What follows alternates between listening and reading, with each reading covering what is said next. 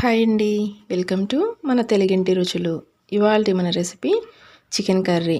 గుమగుమలాడుతూ మంచి గ్రేవీతోటి చాలా రుచిగా ఉంటుంది. ఈ చికెన్ కర్రీ రైస్లోకైనా, బిర్యానీస్కైనా, అలాగే రోటీస్లో కూడా చాలా బాగుంటుంది. తప్పకుండా ఒకసారి ట్రై చేయండి. అలాగే ఈ వీడియో మీకు నచ్చితే కనుక ప్లీజ్ లైక్ చేయండి. ఛానల్ని కొత్తగా చూస్తున్నట్లయితే వీడియోస్ చూడండి. నా వీడియోస్ మీకు నచ్చితే తప్పకుండా ఛానల్ని అయితే సబ్స్క్రైబ్ చేసుకోండి. ఇక ప్రాసెస్ ఏంటో చూసేద్దాం. ఫస్ట్ నేను ఇక్కడ ఒక 750 గ్రామ్స్ వరకు చికెన్ తీసుకున్నానండి.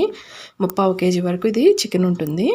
నీట్గా ఆ స్మెల్ అంతా కూడా నీచు వాసన పోయే వరకు బాగా క్లీన్ చేసుకున్న తర్వాత ఇందులోకి ఒక 1/2 టీ స్పూన్ పసుపు, 1 టీ స్పూన్ నిండుగా సాల్ట్, అలాగే మీగడతో ఉన్న పెరుగు 1 టేబుల్ స్పూన్ వరకు తీసుకోండి. చాలా బాగుంటుందండి. అంటే పాల మీద మీగడ కాదు, పెరుగు మీద మీగడ ఉంటుంది కదా, ఆ మీగడ తీసుకోండి. అలాగే 1 టీ స్పూన్ నిండుగా అప్పుడే ఫ్రెష్గా దంచి పెట్టుకున్న అల్లం వెల్లుల్లి పేస్ట్ వేసుకోండి. అలాగే 1 టేబుల్ స్పూను ఆయిల్ కూడా వేసుకొని ఇప్పుడు ఇవన్నీ కూడా చికెన్కి బాగా పట్టే విధంగా బాగా కలుపుకోవాలి. ఇలాగా మొత్తం అన్నీ కూడా చక్కగా మ్యారినేట్ చేసేసుకొని వీటిని కనీసం 1 గంట పాటు అయినా పక్కన పెట్టేసేయండి. మీకు చికెన్ సాఫ్ట్గా తింటుంటే అలా మెత్తగా ఉంటుందండి ముక్క. కంపల్సరీగా అయితే చికెన్ ఒక గంట పాటు నానబెట్టేసుకోండి, పక్కన పెట్టేయండి. నెక్స్ట్ స్టవ్ మీద ఒక కడాయి పెట్టుకోండి. అందులోకి 1 టేబుల్ స్పూన్ ఆయిల్ వేసుకోండి. ఆయిల్ వేడైన తర్వాత ఒక 2 మీడియం సైజు ఉల్లిపాయలు తీసుకున్నానండి. ఇలాగ సన్నగా పొడవుగా కట్ చేసుకున్నవి. ఇలాగ ఒక 2 కప్పులు అయితే అయినాయి. వీటిని మీడియం ఫ్లేమ్లో పెట్టుకొని మనకి కొంచెం ట్రాన్స్పరెంట్గా అయ్యేంత వరకు బాగా ఫ్రై చేసుకోవాలి.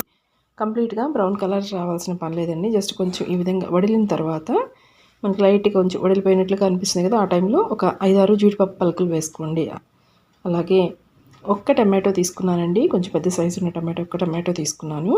టమాటోని కూడా బాగా పచ్చివాసన అంతా పోయే వరకు బాగా వేయించుకోవాలి. అప్పుడే మీకు కర్రీ టేస్ట్ అనేది బాగుంటుందండి. ఇవి సరిగా వేగలేదు అంటే మనకి కర్రీ టేస్ట్ అంతా కూడా పాడైపోతుంది. కంపల్సరిగా బాగా వేయించేసుకోండి. ఎక్కడ కూడా పచ్చి వాసన అనేది లేకుండా ఇలాగ ఆయిల్ సపరేట్ అయ్యేంత వరకు బాగా వేయించేసుకొని ఈ మిశ్రమాన్ని తీసుకొని పక్కన పెట్టేసి కంప్లీట్గా చల్లారిన తర్వాత మిక్సీ పట్టేసుకోండి. నెక్స్ట్ అదే కడాయిలోకి మరొక టేబుల్ స్పూన్ ఆయిల్ వేసుకొని ఇందులోకి కొన్ని పుదీనా ఆకులు వేసుకోండి. పుదీనా కొంచెం మనకి ఫ్రై అయిన తర్వాత ఇందులోకి మనము నానబెట్టుకున్నాం కదండి చికెన్ని, మొత్తాన్ని కూడా వేసేసుకోండి. నేనైతే ఫస్ట్లో కారం అయితే కలపనండి. చికెన్ ముక్క ఉడికిన తర్వాత కలుపుతాను. అప్పుడు మనకి టేస్ట్ కూడా చాలా బాగుంటుంది. ఫస్ట్లో కలిపామంటే నాకు ఎక్కువ టైం ఉడికినట్లుగా అనిపిస్తుంది. సో అందు గురించి నేను ఫస్ట్లో అయితే కారప్పొడి వేయను, తర్వాత వేస్తాను. ఇలాగా చికెన్కి మూత పెట్టేసి మీడియం ఫ్లేమ్లో ఉడికించుకుంటుండే ఈలోపు గరం మసాలా తయారు చేసుకుందాము. మరొక స్టవ్ మీద చిన్న ప్యాన్ ఒకటి పెట్టుకొని అందులోకి ఒక 2 అంగుళాలు ఉన్న దాల్చిన చెక్క, అలాగే ఒక 6-7 వరకు యాలకులు వేసుకొని మంచి ఫ్లేవర్ వస్తుంది యాలకులు ఎక్కువ వేసుకుంటే. అలాగే ఒక 7-8 వరకు లవంగాలు, ఒక 2 టీ స్పూన్స్ నిండుగా ధనియాలు, చిన్న మరాఠీ మొగ్గ, అలాగే రాతి పువ్వు ఉంటుంది కదా, అది కూడా కొంచెం వేసుకోండి. అలాగే ఒక 10 వరకు మిరియాలు ఉంటాయి, ఒక 1/4 టీ స్పూన్ సోంపు, ఒక 1/2 టీ స్పూన్ వరకు జీలకర్ర. ఇలాగా వీటన్నిటిని కూడా లో ఫ్లేమ్లో పెట్టుకుని జస్ట్ మనకి లైట్గా ఫ్రై అయ్యి మనకి మంచి స్మెల్ అనేది వస్తుందండి.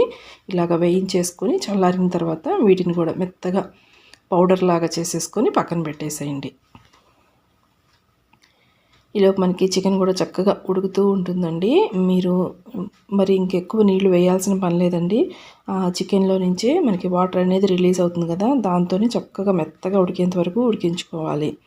ఇక్కడ ఒకసారి మీరు చెక్ చేసుకోండి మనకి చికెన్ ముక్క సాఫ్ట్గా ఉడికిందో లేదో. ఇలాగ ఒక ముక్క తీసుకొని మీరు చెక్ చేసుకోండి. మనకి ఉడికింది అనుకుంటే కనుక అప్పుడు ఇందులోకి కారప్పొడి వేసుకోండి. మీరు తినే కారాన్ని బట్టి అయితే కారప్పొడి వేసుకోండి. నేను ఇక్కడ ఒక 3 టీ స్పూన్స్ వరకు కారప్పొడి వేసానండి. ఇలా కారం వేసి ఒకసారి బాగా కలుపుకోండి. ఇలా చేసి చూడండి, మంచి ఫ్లేవర్ తోటి చాలా టేస్టీగా ఉంటుందండి చికెను. మీరు ఎప్పుడు రొటీన్గా చేసుకునేది కాకుండా ఈ పద్ధతిలో ట్రై చేయండి. ఇలాగ కారం వేసిన తర్వాత ఒక 4-5 నిమిషాలు అలాగ బాగా కలిపేసి మూత పెట్టేయండి. మూత పెట్టేసి ఒక 2-3 నిమిషాల తర్వాత మనం ముందుగానే గ్రైండ్ చేసుకున్నాం కదా ఉల్లిపాయ, టమాటో, జీడిపప్పు పేస్ట్ని వేసేసుకోండి. అలాగే ఒక 4-5 పచ్చిమిర్చిలను కూడా సన్నగా పొడవుగా కట్ చేసుకుని వేసేసుకొని బాగా కలిపేసి మూత పెట్టేసి ఒక 5 నిమిషాల పాటు ఉడికించుకోండి. ఆ ఫ్లేవర్స్ అన్నీ కూడా చికెన్కి బాగా పడతాయండి ఇలా మూత పెట్టేసి ఉడికించుకోవడం వల్ల. ఇలా ఒక 5-6 నిమిషాలు బాగా ఉడికిన తర్వాత ఇప్పుడు ఇందులోకి మీరు కావాల్సిన గ్రేవీని బట్టి కన్సిస్టెన్సీని బట్టి అయితే నీళ్లు వేసుకోండి. అలాగే నీళ్ళైతే వేడి చేసిన నీళ్లు వేసుకోవాలండి. కొంచెం లైట్గా మరొక స్టవ్ మీద నీళ్ళు పెట్టేసుకోండి. నేనైతే ఒక 1.5 గ్లాస్ వరకు నీళ్ళు వేసాను.